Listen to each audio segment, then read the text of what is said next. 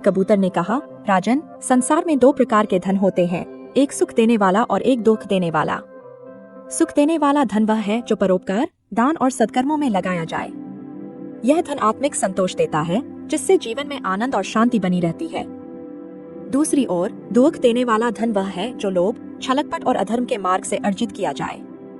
यह धन भले ही बाहरी ऐश्वर्य दे, लेकिन अंतः मनुष्य को चिंता, भय और पतन की ओर ले जाता है। राजा ने पूछा, लेकिन यह कैसे प्रमाणित होगा कि तुम्हारी बात सत्य है? धन की परीक्षा का प्रस्ताव नीले कबूतर ने मुस्कुराकर कहा, यदि आप मेरी परीक्षा लेना चाहते हैं तो अपने राज्य में दो व्यक्तियों को चुनिए, एक ऐसा जो धन को परोपकार में लगाता हो और दूसरा ऐसा जो धन के पीछे अंधा होकर अनैतिक कार्य करता हो। 1 वर्ष बाद देखिए कि उनका जीवन कैसा है। राजा को यह प्रस्ताव उचित लगा। उन्होंने नगर में 2 व्यक्तियों को चुना। पहला था सत्यानंद, जो ईमानदारी और दानशीलता के लिए प्रसिद्ध था, और दूसरा था विभीषण, जो लालची और अनैतिक कार्यों के लिए कुख्यात था। 1 वर्ष बाद का परिणाम 1 वर्ष बीतने के बाद राजा ने उनकी स्थिति जानने के लिए अपने दूतों को भेजा। पता चला कि सत्यानंद अब भी सुखी, स्वस्थ और संतुष्ट जीवन जी रहा था।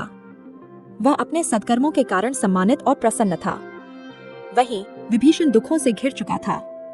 उसका सारा धन नष्ट हो चुका था और वह हर समय भय, चिंता और पश्चाताप में जी रहा था। यह देखकर राजा ने प्रजा को बुलाया और नीले कबूतर के वचनों को सबके समक्ष दोहराया।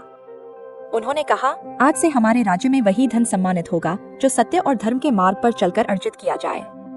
जो अधर्म से धन कमाएगा उसे दंड मिलेगा। नीले कबूतर का आशीर्वाद और प्रस्थान। नीला कबूतर मुस्कुराया और कहा, राजन, आपने सच्चे अर्थों में राजधर्म निभाया है। अब मैं अपनी यात्रा पूर्ण कर आकाश में विलीन हो जाऊंगा। इतना कहकर वह एक प्रकाश पुंज में बदल गया और अंतरिक्ष में लुप्त हो गया। राजा चंद्रकेतु ने इस सीख को अपने राज्य में लागू किया और धीरे धीरे सुखपुर पुनः अपने नाम के अनुरूप सच्चे सुख का नगर बन गया। सीख, सच्चा सुख उन्हीं को प्राप्त होता है जो अपने धन को सत्कर्मों में लगाते हैं। जो लोभ और अधर्म से धन अर्जित करता है उसे अंततः दुख और पतन ही मिलता है।